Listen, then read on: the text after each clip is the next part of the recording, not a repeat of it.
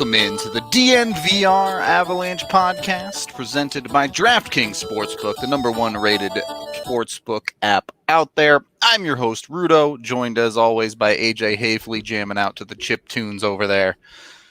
It's officially the first episode of the off-season, AJ, and to go forward, sometimes you have to go backwards.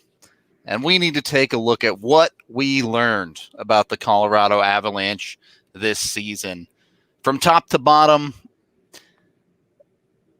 let's start with the team as a whole. While going into the season, I think there was a lot of upside around the team. This is the first year where I came out of it the other side believing that this team is a contender. Yeah. I would say this is the first time in over a decade. My gosh, I don't even know when the last time I felt the early 2000s, probably. Yeah, I would say this is the first time I've walked out of a postseason feeling like this team was more or less there, you know, where you want to be in terms of being a contender. Yep. Because let's be honest, 100% transparency here. If they made absolutely no moves whatsoever and just brought the exact same roster back, I would still pick them to finish top 2 in the Central Division next year. If they made no moves, you would expect them to get to the Western Conference Final. They were 4 minutes away from doing so with a rash of injuries and a million other reasons as to why they didn't make it. But it would also help if the other teams also made no moves. But right. The point being that I don't think that there's, when you're talking about room to improve here, I don't think that there is a huge room left for them to get significantly better. There's room to get better. Obviously, special teams, they have to improve until you're the best team. You know, there's room to improve. And even when you are, you could still continue to get better. But we're talking about more of a min-maxing this kind of roster than major changes here. Yeah. Let's go back to last offseason. You could shoot holes in the Avs lineup because they essentially didn't have a second line. Yeah, I think that's the biggest place to start. Obviously, Sakic went out, got Kadri, got Donskoy, got Burakovsky, and they went, at least in the regular season. We can break this down in the playoffs too, as it was kind of a different story, particularly in the second round. But they went from a team that was the three-headed monster and a bunch of third lines, basically, to two bona fide top six lines. Yeah, I mean, I would say that they shored up. They did a really good job of shoring up both their top and bottom six, right? Because that trickle down effect. Yeah, of when you get those guys that are legit top six guys, legit second line quality guys, but you keep the guys who were there and you move them down a notch. Yep. And then, oh, look, like now they're really good bottom six guys, you know, like, oh man. Yeah. You know, it has a transformational effect on the entire forward core. And I think that was the biggest thing that we saw this year in terms of process. They weren't breaking even. They were a better process team than the vast majority of teams every single night. Well, top to bottom too, right? The process wasn't. There were times in the season, times in the offseason where you're like, wow, the Avs literally just built a second line out of their acquisitions. And while that was the case sometimes, the reality was we saw Burakovsky play on the top line. We saw Donskoy play on the top line. We saw Burakovsky play on the third line. The Avs didn't build a second line. They built flexibility into their lineup to where you can play a bunch of people with a bunch of people one way or another. Definitely. So it's not quite as simple as it looks, I guess, is what I'm trying to say in building the lineup like that. And there were some things that didn't work either. They tried Kadri on the top line, and they quickly found out that just doesn't really work. Him and McKinnon couldn't find a way to really get the offense going that well together. So they just sat him on the second line for the rest of the season where he excelled. Yeah. And I would say coming into the year, we weren't sure about that second line. Yep. It was the biggest question mark. It was also the area where we felt that they had done the most work in the offseason. But hey, they had to replace Carl Soderberg at a 50-point season. Yep. Alex Kerfoot had a 40-point season. They had to replace those guys. Yeah, Tyson Barrie had a 50-point, like a 59-point season his last year in Colorado. 60, yep.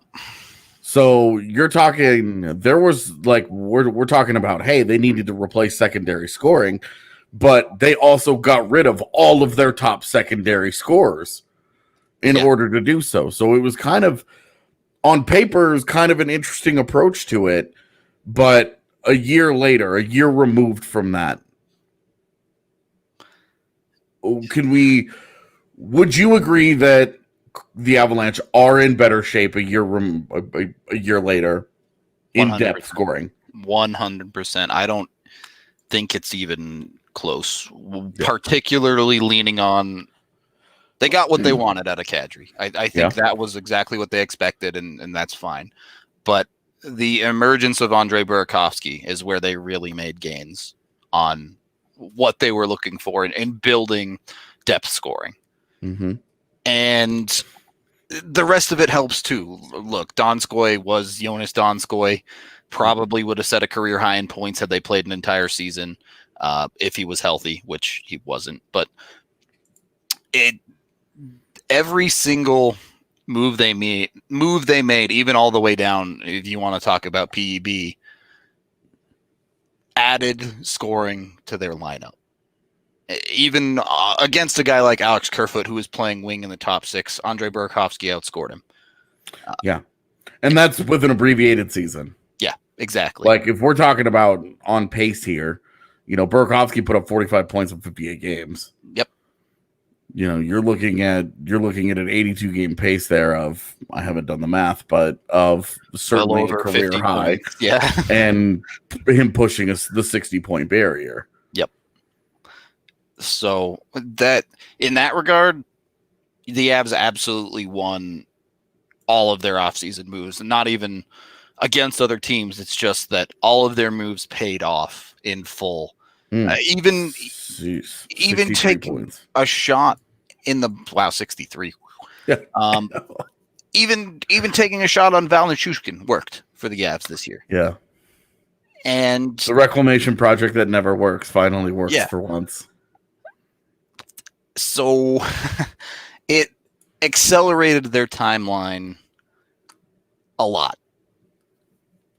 And they had to, at the start of the season, they had to prove that. It was a bunch of moves that everyone believed could work, but it wasn't clear yet. And I think that's the biggest thing we learned about the Avs this year is that we'll see how they continue over the next couple of years. But in general, the moves have worked and pushed the Avs into a contending hockey team.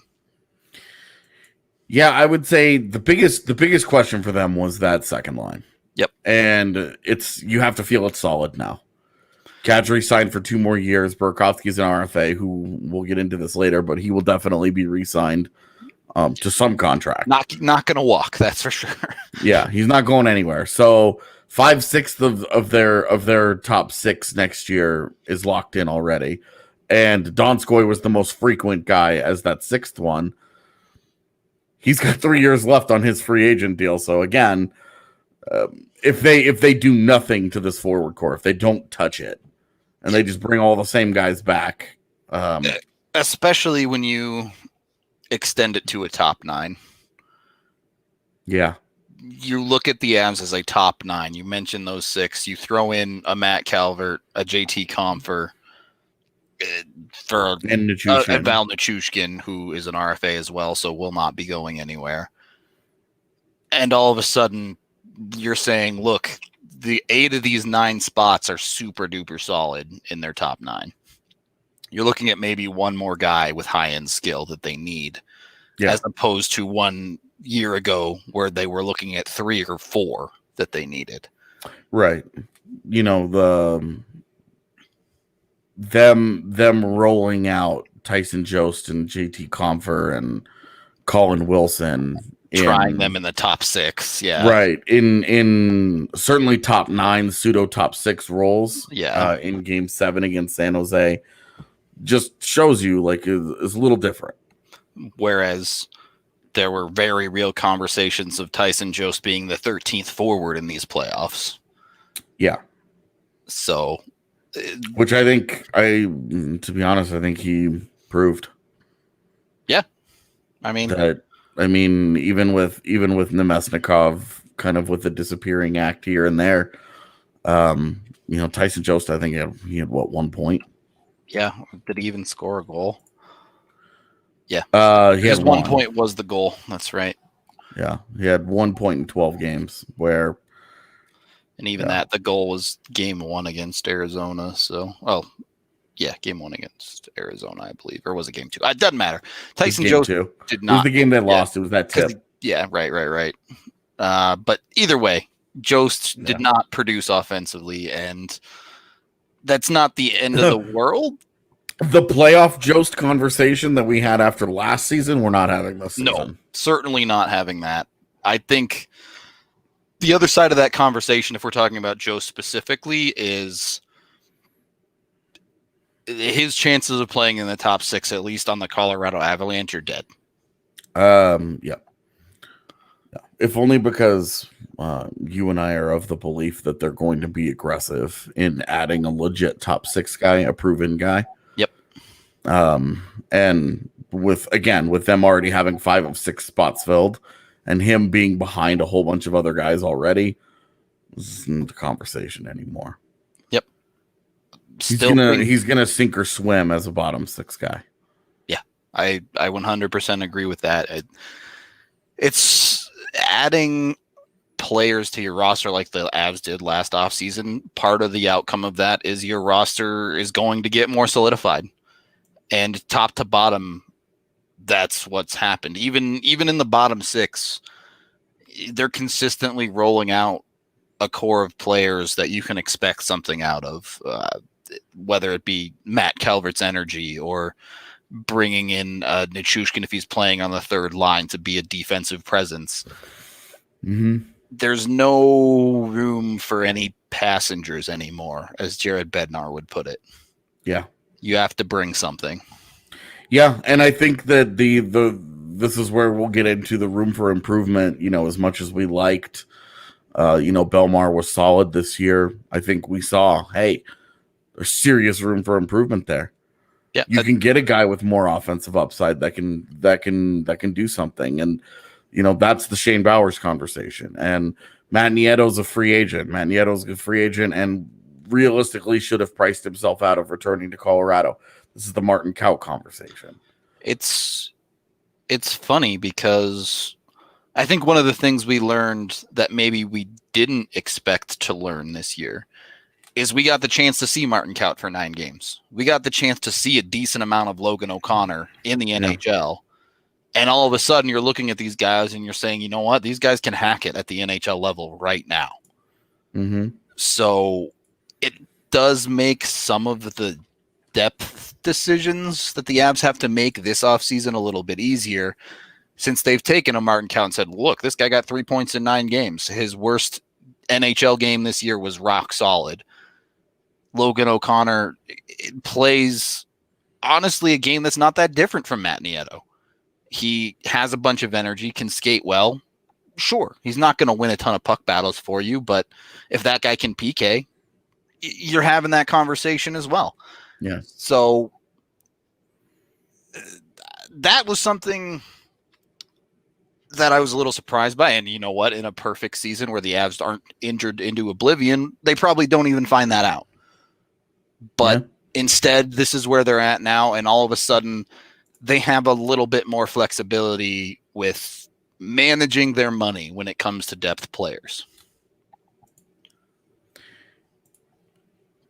Yeah, and I think that they are the top of the roster is about to get so expensive that they're going to be forced into a position where they can't continue to find solutions. It's the reality of every contending team. Yeah, you have to take advantage of the ELCs somewhere. They can't keep either finding solutions or just throwing money at their bottom six deficiencies. They've got to develop them. They've got to develop and kind of find those holes or fill those holes internally with kids that they draft, kids that they develop, kids that they groom for specific roles and say, hey, this is what your future is. This is where you're going to head. You know, you had a Shane Bowers had a very good second half of his first pro year.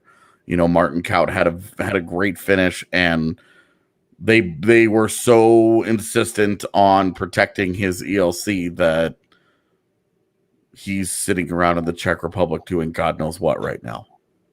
Yeah, I mean, let's face it, they played Sheldon Dries in a playoff game, right? And so, without getting into that conversation any further than we need to, the time to pull the trigger certainly on Martin Kaut seems to be now. Yeah. If you're going to baby him that much, he's in your plans. He's if you care about the ELC that much, it's because you're planning on playing him in the NHL. Yep. Just flat out. It would make no sense otherwise. It would just be unbelievably dumb management for them to act that way, to say, okay, we've got Martin Kaut that we can drop into our lineup and rely on him next year. You know, I'm not saying he has to play every single game, you know, and that he won't get scratches here and there as it becomes a rookie process for him. You know, I'm just saying he needs to be on the roster every day. There doesn't need to be any more up and down. There just that needs to finish. Yep. But that's not really what we're here for today. Right. Nope. We're not getting into what they're going to do from next year. We're talking about what we learned. Kind of went over the forward core. I do want to get into the defense as well, but we do need to take our first period break. We're sponsored by Breckenridge Brewery, the official beer of DNVR. You can get 8 different types down at the DNVR bar, straight on tap for you. Bunch of amazing beers, whether it be the Avalanche Amber, the Strawberry Sky, the Agave Wheat, you name it. They have a beer for everyone. Of course, if you can't make it down to the DNVR bar, you can always go to your local liquor store or even get it delivered with an app like Drizzly. Be sure to check them out. Use the Breck Beer Locator online to find whatever beer you fancy near you. And, of course, our sponsor for this podcast, the DraftKings Sportsbook, the #1 rated sportsbook app out there. They have amazing deals every single week with their awesome odds boosts. This week, look, football is back, folks, so be sure to jump in, get on those football bets while you still can. Kansas City Chiefs are not going to lose by 100 points. I can basically guarantee you that. So you can get essentially free money by placing that bet that the Kansas City Chiefs won't lose by 101 points coming up. So jump on it, get your free money, because that's essentially what it is with the no-brainer odds boost. If you haven't signed up, download the top-rated DraftKings Sportsbook app now and use code DNVR when you sign up to get this can't-miss offer. Pick any team during week 1, bet $1 on them, and win $100 if they win. Bet $1 to win $100. Can win a ton of money for very easy bets. $1 for 100 in winnings with that DNVR code when you sign up for a limited time. Only at DraftKings Sportsbook. Must be 21 or older. Colorado only. Eligibility restrictions apply. See DraftKings.com/sportsbook for details. Gambling problem, call 1-800-522-4700. Look at that. We've even found Breck Brew all the way out in New Jersey. You love to see it. So. Oh, that's awesome. Yeah. That coast to coast, baby. We've had some people in between, you know, in Michigan and such that they've been trying. Yeah, sometimes I don't know. I've heard you can get some of it pretty much everywhere, but some of the rarer flavors sometimes can be hard out there.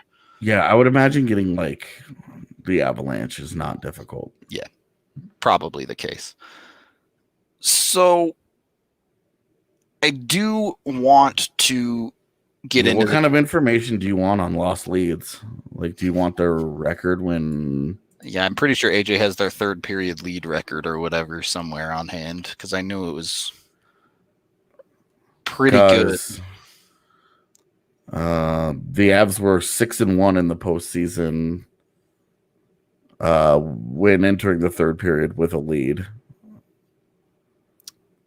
That one loss, of course, being Game 7. Yep. Sorry. Otherwise, they were one of the league's best teams in the regular season at. Yeah, they were some absurd number. Yeah, and not only was it like percentage wise, but just the raw number of games that they entered the third period with a lead was so high. The other side of that is I think they only came back from a third period deficit like once. Yeah, they did. Yeah, they led the NHL this year in wins when leading out for the second period. They were 34-2-4. So pretty darn good with that of the games played, well over half of their games they were leading into the third period. That win percentage, that 85 win percentage, is actually was 19th. It tied for 18th in the NHL with Ottawa. Ottawa was 17-2-1. But they had so many more wins and by raw number. Right, you're talking just an outrageous like. They entered 40 of their 72 games. They entered the third period with a lead and only lost 2 of those in regulation. So I would say I don't know that they had like a major problem. I know anecdotally there was that one stretch in December. Where like they blew that Chicago game, they blew, the Carolina game where they entered 0-0 and it was a lead. Yeah, they scored and they got the one goal. It was 1-0, and then Carolina scored on back-to-back shifts, and you were like, oh, okay, that got out of hand. They blew the Florida game as well. Yep. Yeah. So there were a couple that you remember. There were some, but like again, you remember those because they stood out to you for a reason. It wasn't like it was a consistent theme of the year where they might have given up a third period goal. I think they probably did that more than they should have. But yeah, it is what it is. The Avs defense, though. AJ, did the Avs defense take a step forward this year? Same kind of conversation, right? We talked about Tyson Barrie being a nearly 60-point player. Cale Makar comes in and nearly replaces all of that. I would, to answer your first question, I would say yes. Okay, so they did take a step forward. I would agree. A bit weird to start the season because Ian Cole was coming off-season surgery. So we kind of had a conversation, a battle for the 6th spot in the lineup, which started with Connor Timmins for a couple of games anyway. But the Avs ultimately fell into a standard everyday roster of Gerard, Johnson, Makar, Zadorov, Graves, and Cole,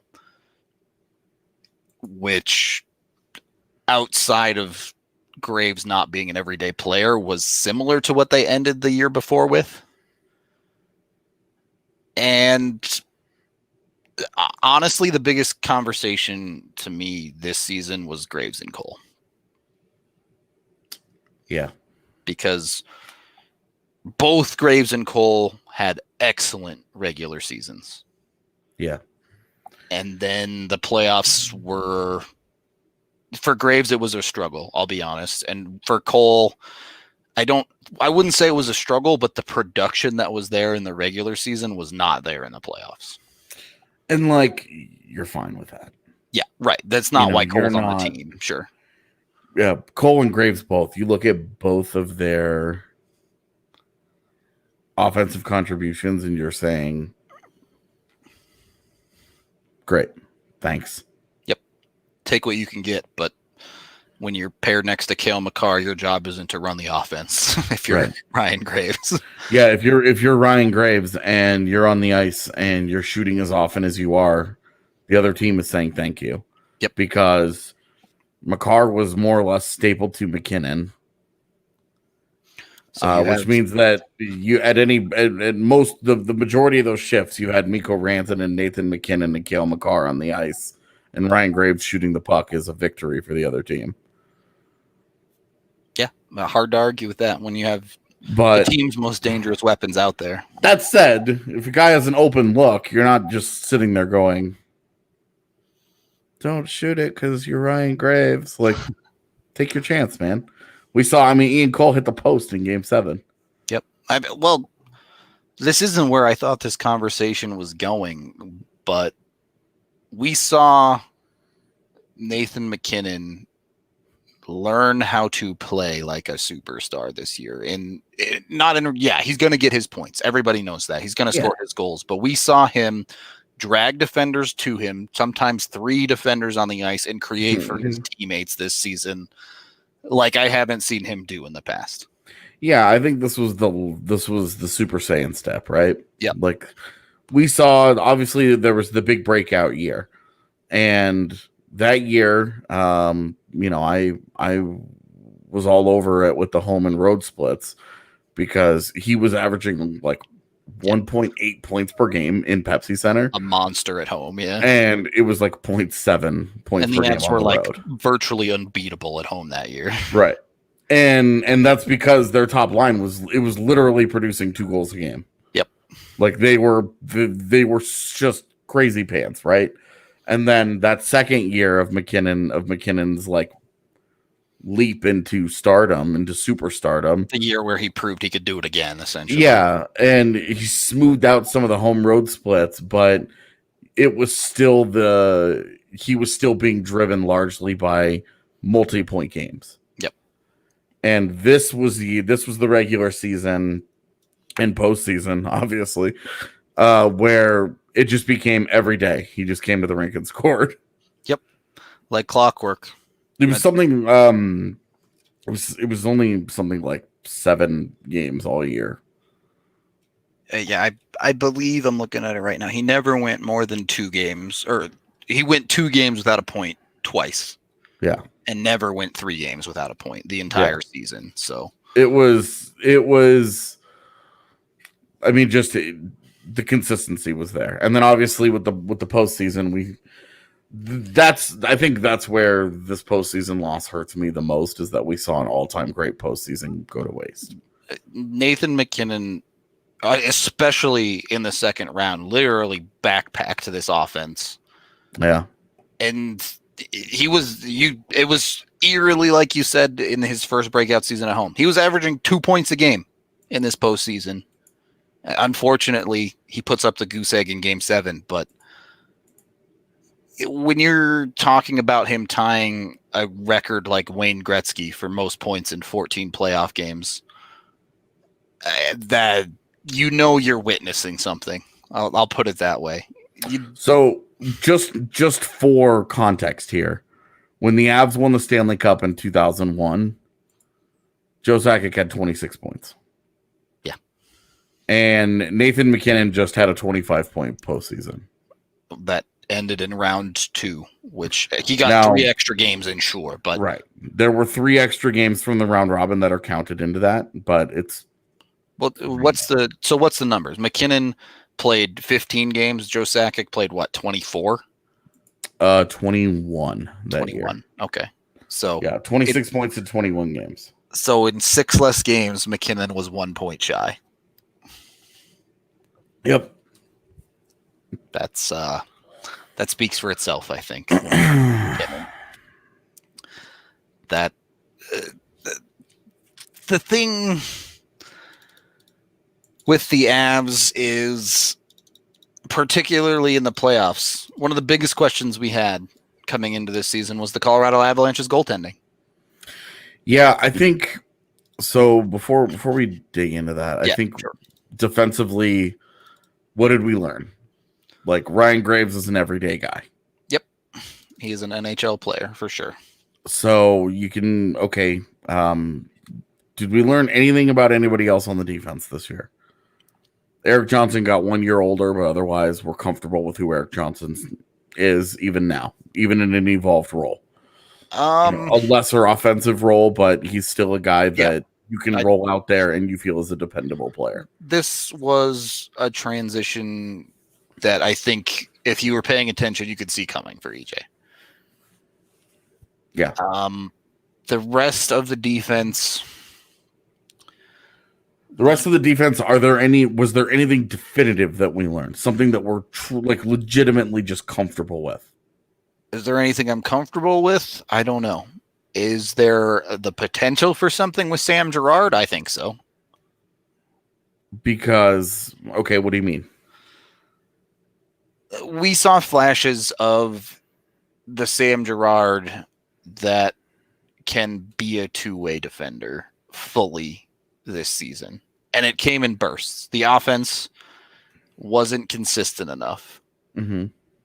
And to be honest with you, personally, I'm not that worried about his next contract. I still think that's super solid for the Avs. But what, the 7-year deal? Yeah. Oh, dude. The question there is, the expectation was Sam Girard was going to be the Avs, do everything defenseman, play on the second power play,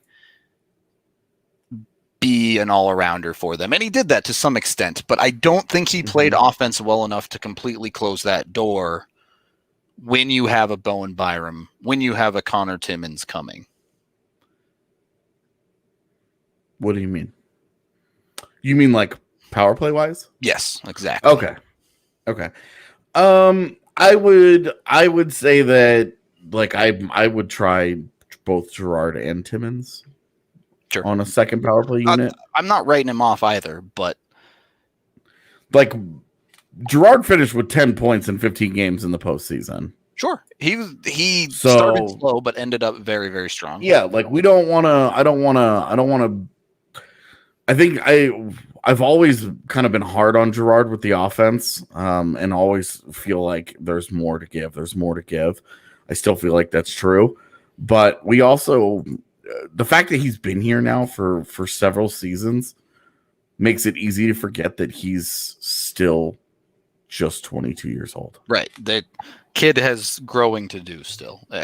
Is definitely a factor you have to consider there, which is... He's still 2 or 3 years from his physical NHL prime. Which is why, again, I think his contract looks great. I have zero complaints. This is already a guy who understands how to play defense at the size that he is. Yeah. And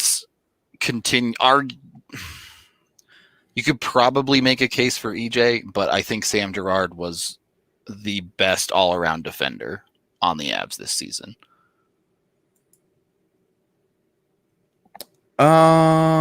Okay. I'm here for it. Who's your argument? Yeah, EJ? No. Maybe McCarr on a good day? EJ, well, you're saying all around, and EJ's offense was non-existent this year. Right, exactly. So that's where I'm saying I think I would probably agree with you that all around, most polished, it probably was Girard. I think that also speaks to the big flaw still on the defense, is that it's still a transition period for them. Yep. Not complete. What have we learned in this? This is our conversation today. This is all about the today's show is all about what have we learned from the Avalanche this season to help us going into the offseason, to break down who they should bring back, how long they should sign them for, how much they should sign them for, et cetera, et cetera, et cetera. What have we learned? And with Girard, we know that he's a staple. We know he's not a top pairing guy. I think he's a very good second pairing player. He's in that regard, he's a lot like EJ. On a good team, he could probably be your number 2 on your top pairing if you needed him to be. But if you want to contend for cups, that's the second pairing dude.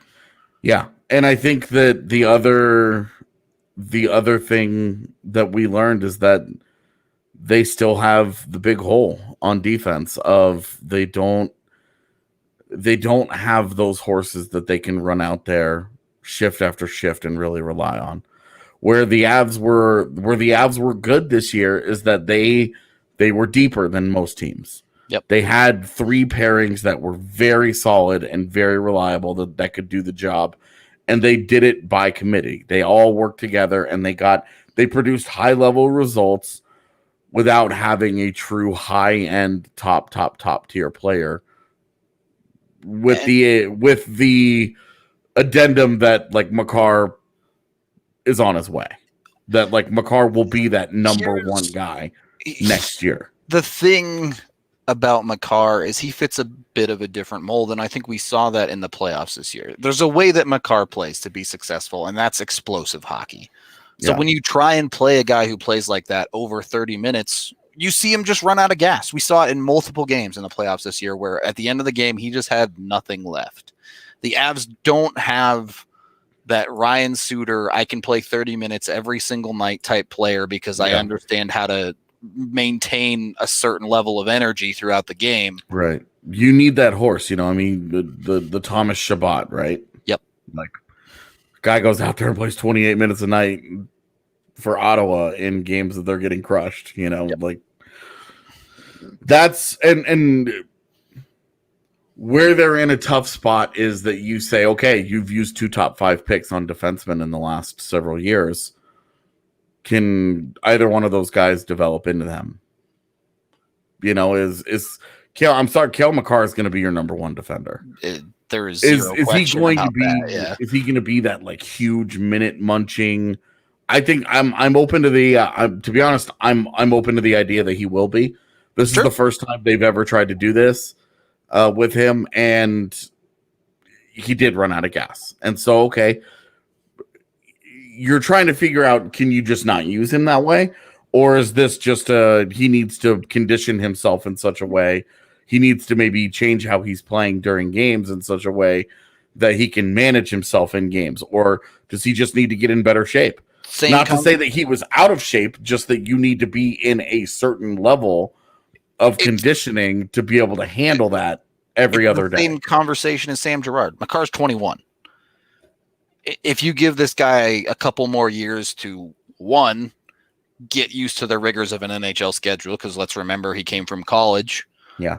2, fill out his body, fill out his frame, understand it's a great what he needs. Maybe then, yes, he becomes the guy that plays 32 minutes a night or whatever. But the Avs have done a great job of loading that gun with multiple bullets. Yeah, because then you also have you have Bowen Byram hanging around. Yep. And you and I have both said that we think he's kind of the Eric Johnson-ish replacement here, where he's going to be able to he'll be able to do a little bit of everything. He could play your PK, he could play your power play. He's going to play a ton at even strength. That's going to be a guy that helps. Yep. But you're talking about a 19-year-old. Right. There's not only is there physical maturation, but there's the fact that he has 0 NHL games played. You're trying to win a Stanley Cup next year. You're probably not turning over the keys to Bowen Byram right away. So certainly not as a top pairing guy. Yeah. Yeah. And so what did in seeking to answer the question about the defense specifically, what did we learn? I saw some people in the comments saying Timmins is NHL ready. I would agree, NHL ready, but that hasn't proven a damn thing in the NHL. So what do we still know? What do we truly know about Connor Timmins as an NHL player? The answer is still nothing. And it's the same answer. It's the same answer that we have with Bowen Byram. Yep. And that's tough because we learned Ryan Graves is a legit NHLer. You can put him there. We learned that about Ian Cole was still Ian Cole, and he had and to credit to Ian Cole, he had a great regular season, and he was awesome in the round robin. I don't know what happened. I'm not sitting here saying that they can't trade him. I would say that they probably shouldn't. I can't imagine they'd get a great return, but I mean, guys like that go for 2nd and 3rd round picks every year. I guess, but especially going into But this the is last year of his deal. You're on a collision course with the conversation that we've had every single time it comes up of, should the Avs play Connor Timmins? Should the Avs play Bowen Byram? Yep. You know what you're getting from an Ian Cole. You know what you're getting from a Nikita Zadorov to a certain extent. You know he has his bad games, but you know there's a certain level of play there. With Zadorov, he's consistent in his inconsistency, and that you're hoping you're just hoping for the best with Z, and that when you get a bad game, you're able to manage it. Yep. With Byram, and to a lesser extent Timmins, but still Timmins as well. If you're Jared Bednar, you have no idea what you're about to get in any given game. You should say you have no confidence in what you're going to get. That's true. Yeah, it's a better way to put it. You're not confident in what you're going to see when he gets the tap on the shoulder and he hops over the boards. You know what he has in terms of upside. You know what that guy's potential is, but until you see it at the NHL level, you just don't know what it looks like. And with Cale Makar, they didn't have to worry about that. They dropped him into the postseason, and he was a stud right away. That made it easy to continue to go out and throw him out there. Cale Makar is going to be the exception to that rule. Like I don't have any illusions that Bowen Byram's going to be able to do what Cale Makar has done, where he just smashes through the ceiling and that's steals somebody's job and is just like, okay, I'm here forever. I think it's going to be a more gradual process. Are so few in the NHL. Right. Yeah. It's basically Cale Makar, Quinn Hughes, and Charlie McAvoy. Yep. So those were the guys who just showed up and were like, well, we here now. Yeah. You're not getting rid of us. Sorry. So it will be interesting to see how that all plays out.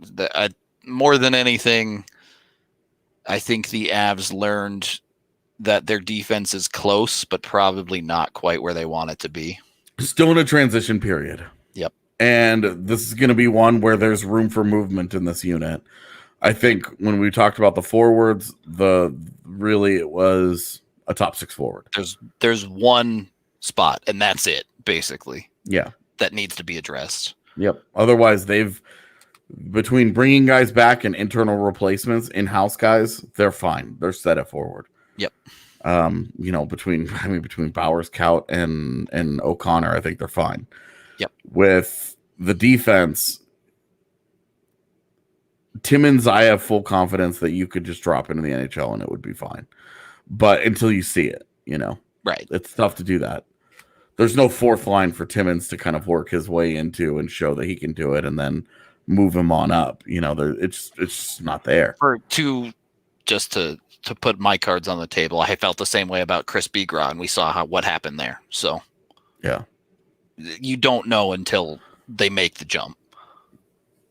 Yeah, and Byram is another conversation where I have confidence that he could be an NHLer, but you don't know exactly what you're going to get out of him, especially in a rookie year for a not even 20-year-old kid. Yeah, definitely.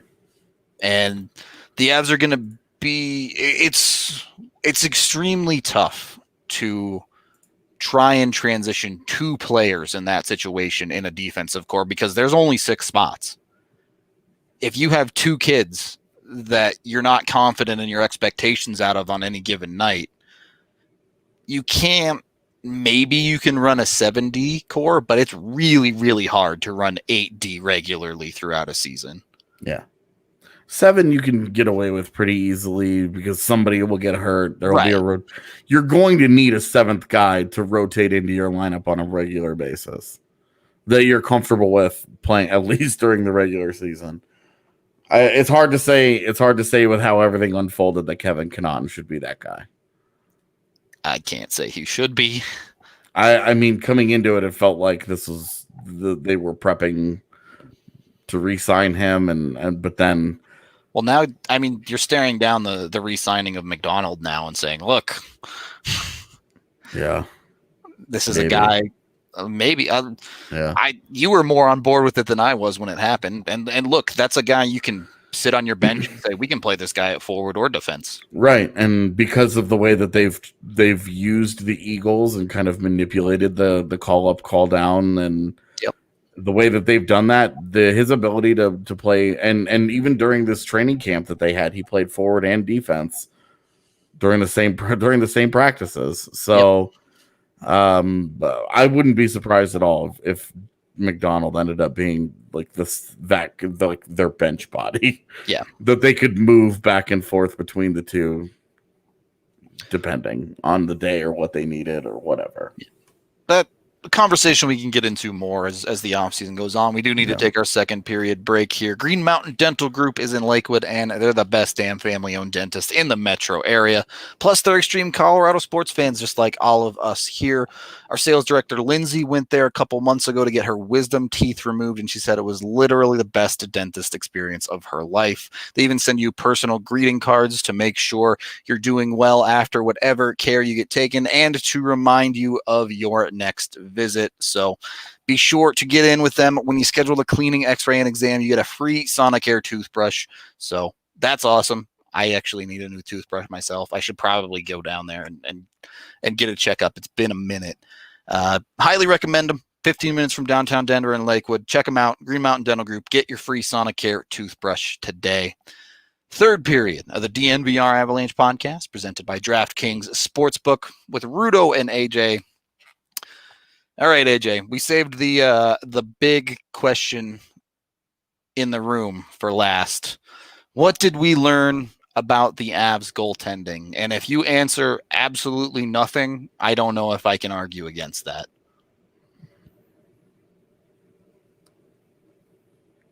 Yeah, trying to say that we learned. What do we know? Pavel Francouz is an NHL caliber goaltender. Yeah. We didn't know that a year ago. We assumed that because he'd been pretty good in the AHL. He's the kind of guy that succeeded at every level. He's a solid. He's at worst a solid backup, right? That's fair. That is a step that was taken. I would not go any further than solid backup, though. Fair enough. It wasn't just the postseason. There were a couple of moments during the regular season where they tried to give him the job. They tried to give him a handful of starts. Yep. That Minnesota game back in December is the one that really stood out to me, where it was like, okay, Philip Grubauer is healthy, and they are giving you multiple starts in a row now because you've played well. Go do the thing. And dude fell apart. Yep. I think they lost. I think he gave up 5 that night. I believe that's correct. But that's the story for Francouz is every time the opportunity to take the starting job came to him, whether it was an opportunity given or Grubauer got hurt, he would be there, but couldn't quite get over the hump of gaining the confidence of the team to say this guy can start. The one thing that Frankie had that goes against this case that we're building here was that stretch where, yeah, when he really lit fire and gave up 2 goals in 3 games, I think it was. I think it was 4 goals in 6 games. Yeah, they extended out even further. Yeah. Yeah. And he had that 10 game stretch where it was like, I think it was 7 or 8 of the games. He was like a 920 save percentage or better. Like it was like the dude caught fire. Yep. But by the time the season had ended, had come back down. Yeah. And then if you watch that, you and I were also the ones who were like, look, he's playing over his head a little bit. He's gotten exceedingly lucky in some of these games. Yep. And if you look at that Rangers game, that very last regular season game. Yep. And you watch that game again, and it's just like, look, Frankie made some insane saves. That toe save that he made on Kakao was obviously huge. But one gets lucky, that he stretched out and Kakao left. I mean, it was kind of indicative of Kakao's rookie season. Yeah, couldn't finish. Yeah, and then there was I think they hit 3 or 4 posts that night. It's a Banajed hit one with like 3 minutes left in the game or something. Yeah, and rocked one off the crossbar in overtime. Yep. Like Frankie had been beaten a number of times that night, and it just seemed like he had gotten the bounces all year long where Grubauer never got them. Yep. And that was frustrating. Like it was frustrating to watch like one guy consistently, like, because it was like, dude, is the guy just charmed? Like, what the hell's going on here? But like, you take it. You're not gonna, you don't apologize for success. But it's hard to. Those were the things that gave us pause about Francouz. And then when Grubauer went down, you're like, oh boy, here we go. All right, well, this is it. Like, Frankie's our ride or die. 20 minutes into game 1, and you're like, yep, the horseshoe fell out. Yeah, like, I mean, Frankie was the ride or die. Yep. 4 games later, Michael Hutchinson is the ride or die. And so and like we still don't know definitively, like, was he hurt? What was he hurt with? How much was it affecting his play? Was it something that had happened? Did he get hurt during that stretching in this Dallas series? The timing of that will matter in the evaluation of Frankie, because if he got hurt during that series and he was playing hurt, then you can say, okay, well, that's a compromised guy who we already knew wasn't so good that he could give up some of that, that he could be a compromised high-end starter. He was living on a razor's edge already. Exactly. And we saw the bottom fell out when he gave some of that up. Okay, so is that part of the conversation? Did he just not play well? Like, that's not knowing the answers to that question makes this very hard to evaluate the guy. And likely it's a gray area somewhere in the middle. But either way, he played himself from a conversation of we don't really know who the starter is next year to we might not know who it is, but it's not Frankie. Right. Where you're looking at Francouz and you're looking at his contract and like you're like, hey, he's a fine backup. Yep. I have no problem with this guy as our backup goaltender. But the other side of this coin, unfortunately for the Avalanche, though, is this was the year that Grubauer was supposed to go out and take the job, and he didn't either. He played well through the regular season. He played great through the first round of the playoffs, and before he got hurt, and game 1 was obviously a disaster of round 2. But this was for a goalie that you're saying, look, this is your chance to be a bona fide starter for the first time in your NHL career. Right. He didn't prove to me he can be a cup contending goaltender. I have no problem with the team bringing him back as a backup next year and him being the backup to whatever starter they have. I have full confidence that he can perform better than the 862 or whatever it was he put up against Dallas. Sure. I have confidence that he won't be that bad. I don't have confidence he'll be significantly better, but I'm fine with him as the backup. Anything more and I'm uncomfortable. With Frankie, to be clear. Yes. So we've learned that about Frankie. What have we learned about Philip Grubauer? That he needs to not get injured. So, granted, this is a season that took. We're in September. Yep. This is a season that took us 11 months to complete. Yeah, long way to go. So to say that he had 3 injuries during this season, it feels a little unfair. But factually, it's accurate. He had 1 minor injury during the regular season where we don't really totally know what went wrong with him. He was out for a short period of time. And then the second one, injury, sure. He gets run into by Ian Cole at the Stadium Series while he was pitching a shutout, mind you. Playing his best hockey of the season up to that. Yeah. Point. Like we've talked about it on this pod a lot, but But like Frankie wasn't the only guy playing crazy good at the end. Yep. Like Grubauer was awesome. He had full blown flipped the crazy pants switch. Yep.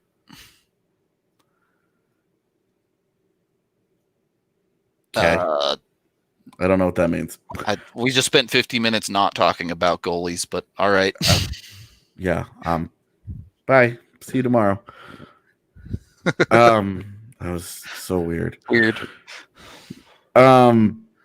Yeah, so Grubauer like was playing great, and then you look at his performance during the round robin, and up until he got hurt after getting lit up by Dallas in the first period of game 1, like through Arizona, like did he have to do a lot? No. But was perfectly fine. Like it was hard to judge Grubauer. Like nobody was giving him tons of credit because he put up great numbers during that series, right? He was like 4th in the NHL in save percentage coming out of that series, but he also didn't have to do anything. Yeah, there were 2 games where Grubauer had to do stuff in that series, and that was game 1 where he got the job done and kept the Avs in it until they finally broke through in the 3rd period, and then game 3 where Darcy Kemper was actually a brick wall instead of a human being. Yeah. And that one he ended up losing. But yeah. And the Vegas game in the round robin was huge too. And then you look at he gives up a 3-on-3 overtime goal. Yep. Which are always the rest of the playoffs. Which are always odd. And a penalty shot goal. Yeah. And it's like, okay, really going to hold that against the guy? Which, yeah, and we'll never, unfortunately, know what would have happened in the Dallas series with him, which likely would have told the Avs a lot about his future. But instead, you're working with incomplete information, and that information. Can Grubauer be a starter? Yes. Can Grubauer be a top 10 starter in the league? I don't know. I don't think so. Yeah. It's like when he's locked in and he's playing really well, the guy's so good. But we just don't see that for extended stretches. Yeah. We don't. When you there hasn't really, like, his one shining moment as the Avs starting goaltender was when he basically took the job from Varley. Yep.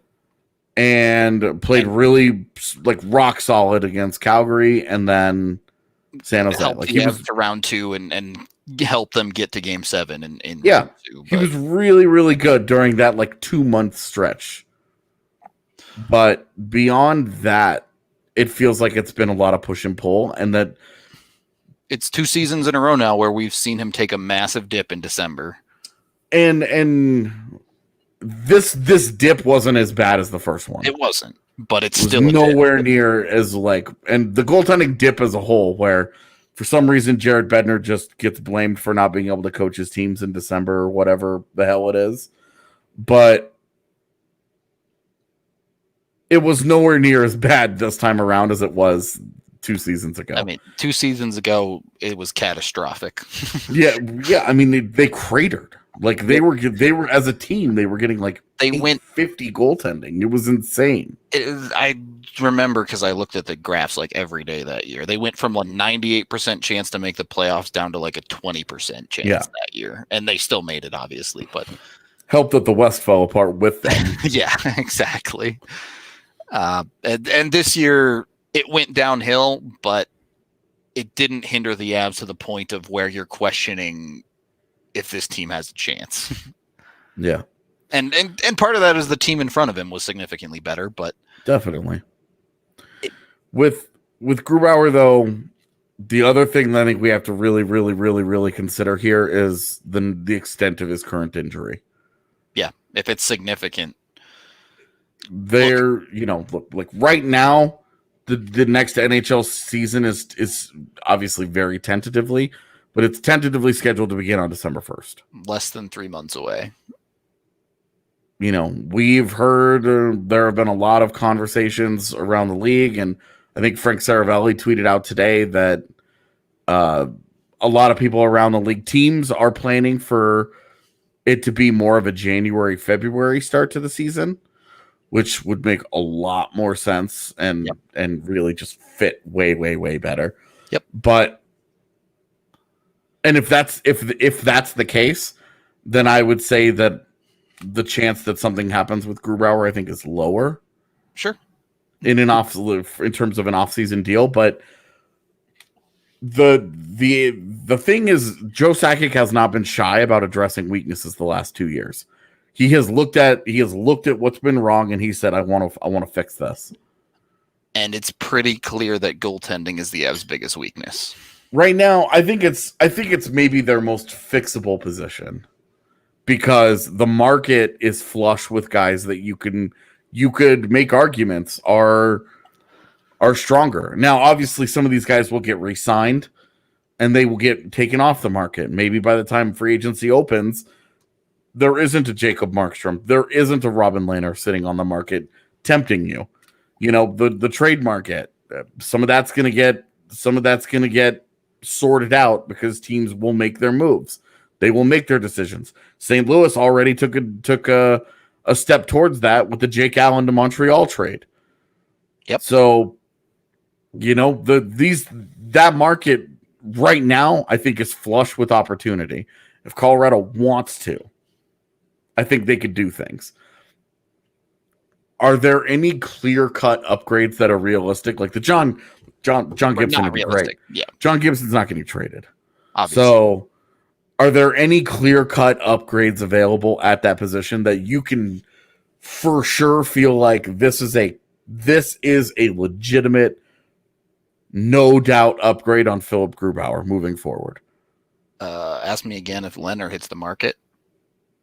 So your answer would be Lehner. Yeah. Is that the only one?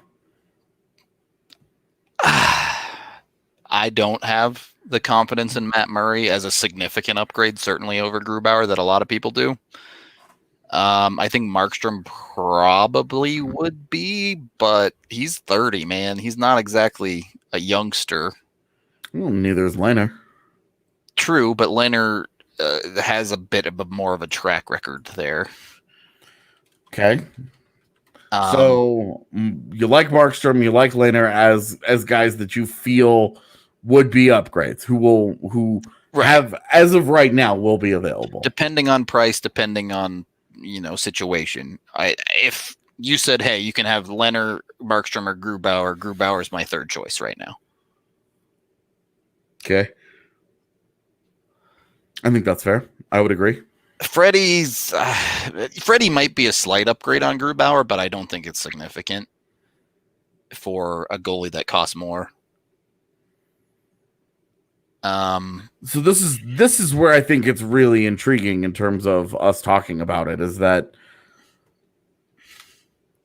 the two guys that we would agree are upgrades who are set to be free agents are Lehner and Markstrom. Vancouver, I think, is going to do everything possible to keep Markstrom. Zero chance that Markstrom leaves. And Vegas, I think, depending on kind of how things go, they could make a real play to keep Lehner, but they would have to move Fleury. I mean, given the way the situation has played out with Fleury, it seems like Vegas should lean to keep Lehner, but right. But then they have to find a taker for Fleury and his $7 million for the next 2 years. Right. That's, I mean, not going to come cheap. Yeah. Maybe we have that conversation instead. Maybe the Avs do that. Do we have to? I means think we have to have the Hank conversation too. Well, and we don't. Okay, good. Because Hank hasn't shown any, and Hank has not been a starter for 2 or 3 years now. Yep. So I'm good, completely ignoring that conversation and moving on. I'm glad, because me too. Yeah, I mean, we could have the Tuukka Rask conversation, although that, again, you're talking about an older guy there where you're putting a Band-Aid on that problem. But if that Band-Aid wins you a Stanley Cup, pretty good Band-Aid. So I think this is where the position is intriguing. There are a ton of names out there. There are a ton of different ways that they could attack this. And they could reasonably do nothing. I'm sorry, you lost Game 7 on your third goaltender. You could 100% reasonably say, we're going to run this back and just hope for better injury luck next year. I know this show has mostly been about what we learned, but I think part of what we learned is that applies to more than just goaltending. If they do nothing this offseason, you still feel pretty good about the Avs. Yeah. They're still a high caliber NHL team. Yeah. There obviously are situations where they can improve, but they're gonna push to be a top 5 team in the league as is. And I don't see an argument about why they wouldn't be, barring the unknown, obviously. But so I don't know. I guess we learned the Avs are pretty good. AJ, we're over the hour mark here. So final thoughts on the season that was, on the Avs. We learned that. What did we learn? We learned that they got better quite a bit in every category, essentially. And I think in all 3 positions, I think they feel like they're pretty solid.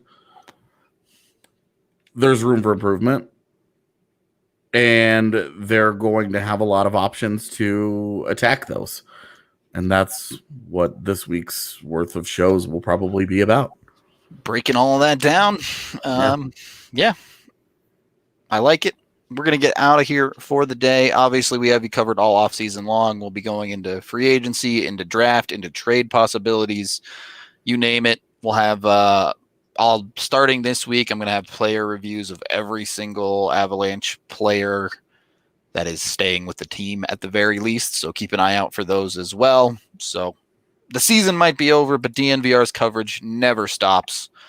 5 days a week, we'll be here with the podcast. Obviously took yesterday off because of Labor Day, but we out here, and we are sponsored by MSU Denver. MSU Denver Online puts a dynamic education at your fingertips without forcing you to decide between earning a degree and living your life.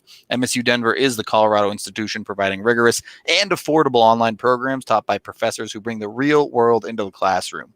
MSU Denver graduates use their relevant degrees to land coveted jobs. In fact, some of our own staff even took classes over the summer, Ali Monroy and Harrison Wind. So if you have any questions about the experience, be sure to hit them up and they will answer any questions. They are awesome. They said it was a great experience with teachers who come from the field that they are now teaching about. So they're a great networking opportunity as well. Jump on it today and give MSU Denver Online a try to continue your education. Thank you, everyone, for listening. Hope y'all enjoyed us as we are back now and diving into the unknown. Keep your eyes peeled. If you're a fan of the draft, get excited because we have a ton of draft coverage coming over the next month or so. So, yeah, I don't know. I'm excited. I know still mourning the Avs loss a little bit, but onward and upward, as they say. I'm not. I'm over it. It's done. There you go. So moving forward. Time only goes one direction, and that's where we're headed. On that note, we will talk to you guys tomorrow.